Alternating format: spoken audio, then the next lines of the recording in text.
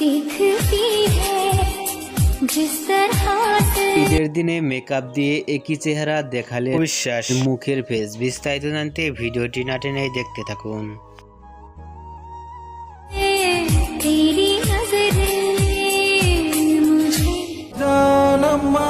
আমার সামনে এসে নিজের মুখ ও ক্যামেরায় এনে এনে অনেক বড় করে দেখালেন অপবিশ্বাস।